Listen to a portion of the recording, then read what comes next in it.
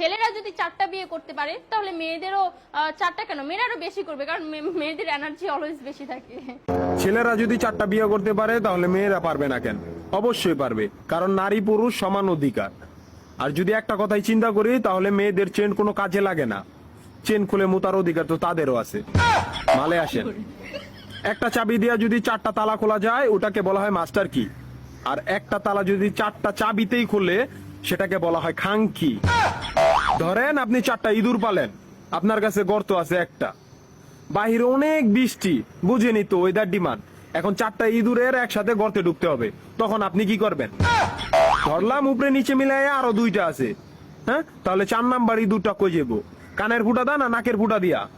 হ্যাঁ, তার মধ্যে মাসের মধ্যে 7 দিন থাকে লকডাউন। আমি মানি, আমি না শুধু সবাই মানে মেয়েদের অনেক পাওয়ার, মেয়েদের অনেক এনার্জি। তাহলে দেশের মধ্যে ঘন ঘন লোডশেডিং হয় কেন? আমার মাথায় কোনোভাবেই ঢোকে না।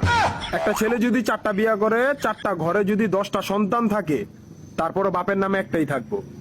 এখন আপনি যদি 4টা বিয়ে করেন, একটা সন্তান হয়, তাহলে বাপের নাম কি দিবেন? সলিমুদ্দিন, কলিমুদ্দিন, আনোয়ার, মনোয়ার, নাকি গড়ে মিলাইয়া জানোয়ার? আপনি কি নারী না ঢাকা শহরের লোকাল গাড়ি? 30টা সিট ফুল, 20 জন দাঁড়ানো, তারপরও বলে পিছনে সিট খালি, ওঠেন তাড়াতাড়ি, পিছনে সিট খালি, ওঠেন তাড়াতাড়ি। শুধু এই সমস্ত মেয়েদের কারণে পুরা নারী জাতির সম্মানহানি হয়।